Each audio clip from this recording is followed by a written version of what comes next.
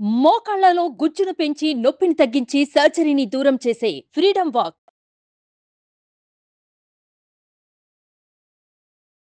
Hi, welcome to our channel. ఈరోజు మనతో పాటు ఉన్నారు జ్యోతిష వాస్తు పండితులు, జ్యోతిష వాస్తు శిక్షణ నిపుణులు, మహాగౌరి ఉపాసకులు శ్రీ దింటకుర్తి మురళీకృష్ణ గారు. నమస్కారం గురువు గారు.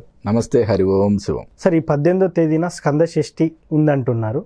స్కంద షష్ఠి, సుబ్రహ్మణ్య షష్ఠి కూడా అంటా అని చెప్పి, సుబ్రహ్మణ్య షష్ఠి రోజు ఏం చేయాలి? అసలు ఎవరు ఏం చేయాలి? పెళ్ళైన వాళ్ళు ఏం చేయాలి? పెళ్లి కాని వాళ్ళు ఏం చేయాలి? సంతానం కోసం కూడా ఎదురు చూసే వాళ్ళు ఏం చేయాలి? సుబ్రహ్మణ్య షష్ఠి మనకి ఎక్కువగా ప్రాముఖ్యం. అంటే మనకి ఆంధ్ర సైడ్ అంతా కూడా సుబ్రహ్మణ్య షష్ఠి, సుబ్బరాయుడు షష్ఠి అంటారు. తమిళనాడులో స్కంద షష్ఠి అనేది బాగా ప్రాచుర్యంలో ఉంటుంది.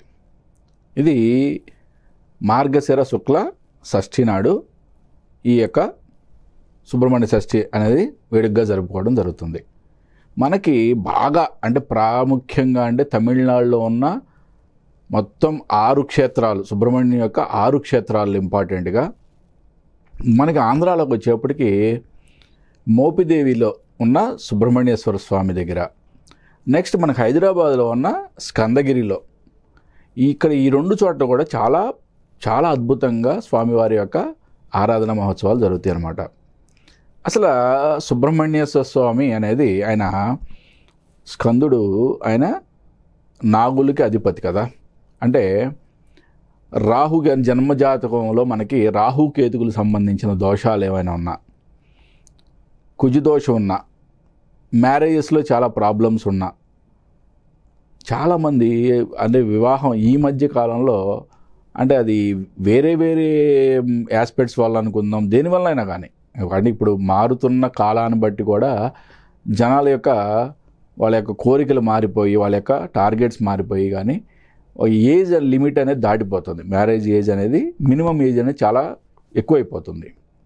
దానికి రకరకాల కారణాలు ఉన్నాయి. బట్ ఆ లిమిట్ ఏజ్లో కూడా, అంటే 30 ఏళ్ళు దాటినా కూడా మ్యారేజ్ కాకపోవడం, ఎన్నో సంవత్సరాలు సంబంధాలు చూడటం, అంటే జాతక దోషాలు ఏమైనా ఉన్నాయా అనేది పరిశీలించుకొని, జాతకంలో ఏమైనా విపరీత దోషాలు ఉంటే, కాలసర్ప దోషాలు కానీ, నాగదోషాలు కానీ, ఏమన్నా విపరీత దోషాలు ఉంటే, నేను ప్రతి దాంట్లో కూడా చెప్తాను మీకు.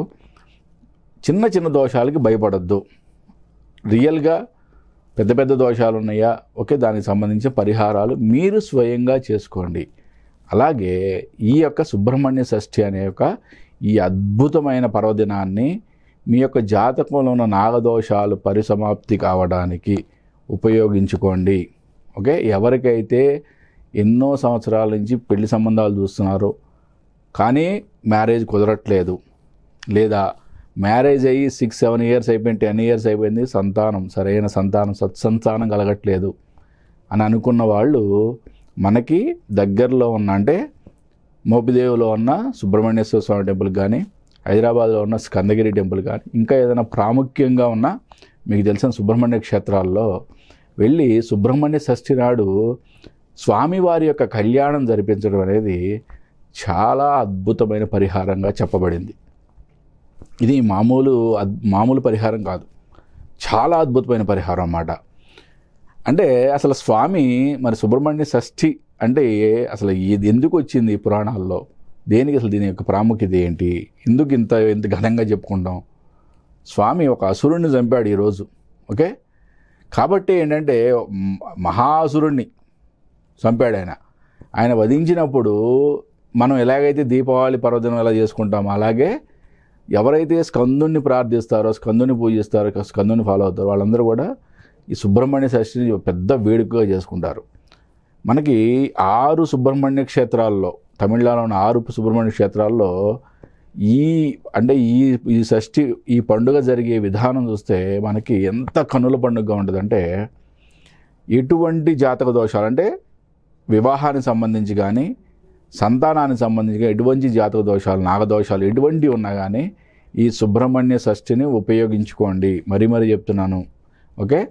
అంటే మిగతా రోజుల్లో మనం ఎంత పెద్ద పెద్ద పరిహారాలు చేసినా వచ్చే ఫలితం ఈ సుబ్రహ్మణ్య షష్ఠి నాడు స్వామివారికి వివాహం అంటే కళ్యాణం చేయించడం ద్వారా, లేదా స్వామివారికి ఏదైనా ఒక పూజలాగా చేయించడం ద్వారా, అట్లీస్ట్ అంటే కళ్యాణం చేయించుకునే తాహత లేని వాళ్ళకి అట్లీస్ట్ ఆ స్వామివారికి ఆ రోజు ఒక ఏదైనా అర్చన చేయించుకోవడం ద్వారా కూడా ఆ యొక్క ఇటువంటి జాతక దోషాలని కొంతవరకైనా నివృత్తి అయ్యే ఛాన్సెస్ ఉంటాయి అన్నమాట. ఇప్పుడు కళ్యాణం అన్నారు, ఆ తర్వాత పూజ అన్నారు. సో ఇవి కాకుండా మామూలుగా ఐశ్వర్యం కోసం పూజించవచ్చు అంటారా మరి స్కందం? ఎగ్జాక్ట్లీ నాన్న. అసలు అంటే మనకి ఎక్కువగా నాగదోషాల వల్ల ఏంటంటే మ్యారేజ్లో ప్రాబ్లమ్స్ వస్తాయి, రెండవది సంతాన విషయంలో ప్రాబ్లం. ఇది ఎక్కువగా జనరల్గా ప్రాముఖ్యంలో ఉంది. బట్ నాగదోషాలు ఉన్న వాళ్ళకి ఆర్థిక ఇబ్బందులు కూడా ఏర్పడతాయి కదా. కాబట్టి 100% సుబ్రహ్మణ్యేశ్వర స్వామిని ఈరోజు కొలవడం అనేది ఐశ్వర్యప్రదాయిని. ఓకే, ఈ స్వామివారి యొక్క కళ్యాణం మన చేతుల మీదుగా చేయించడం అనేది అంటే సామూహికంగానే చేస్తారు మ్యాక్సిమం.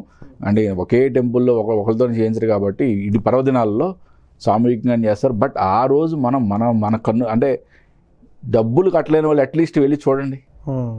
ఎందుకంటే భగవంతుడు ప్రతి దాంట్లో కూడా, ప్రతి పూజలో కూడా చేసిన వాడికి, చేయమని చెప్పిన వాడికి, చూసిన వాడికి కూడా ఇచ్చాడు కదా. మరి చేయించిన వాడికి అంటే బ్రాహ్మడికి కూడా, అందరికి ప్రతి వాళ్ళకి పావల పుణ్యం ఇచ్చాడు కదా. అంటే శ్రవణం చేసినా చూసినా కూడా ఆ పుణ్యఫలం వస్తుంది. కాబట్టి నా దగ్గర డబ్బులు లేవు, అట్లీస్ట్ ఇటువంటి పుణ్యక్షేత్రాలకు వెళ్ళి ఆ రోజు అక్కడ కూర్చొని స్వామివారి కళ్యాణం తిలకించరండి.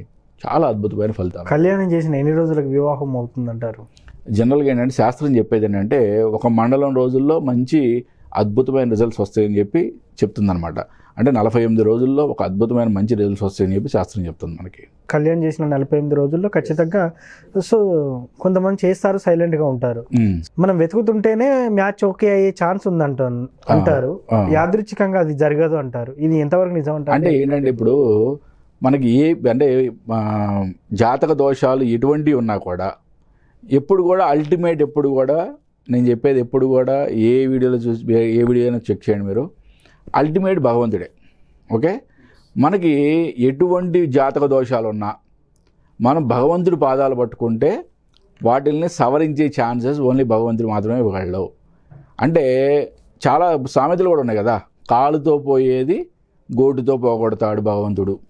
ఎప్పుడు మనకి పూర్తి విశ్వాసం, నమ్మకం ఉన్నప్పుడు మనం చేసే పరిహారం కూడా అదే విధంగా ఉండాలి. పూర్తి నమ్మకము, విశ్వాసము, మనం చేసే పూజలో భక్తి, శ్రద్ధ, ఇది ఈ 4 మాటలు మీరు చెవికెక్కించుకోండి, బుర్రకెక్కించుకోండి. అద్భుతమైన ఫలితం వచ్చి తీరుద్ది. దీంట్లో ఎటువంటి సందేహము పెట్టుకోవద్దు. సో సుబ్రహ్మణ్య షష్ఠి, అదే విధంగా దాన్నే స్కంద షష్ఠి అంటారు. ఎలా జరుపుకోవాలి చాలా చక్కగా చెప్పారు sir. Thank you so much. Hari Om Shivam. చూసారు కదా సుబ్రహ్మణ్య షష్ఠిని ఎలా జరుపుకోవాలి, ఎలా జరుపుకుంటే ఎలాంటి ఫలితాలు ఉంటాయో చాలా చక్కగా చెప్పారు. ఇది వాటి కార్యక్రమం. మరో కార్యక్రమంలో మళ్ళీ కలుద్దాం. Thank you.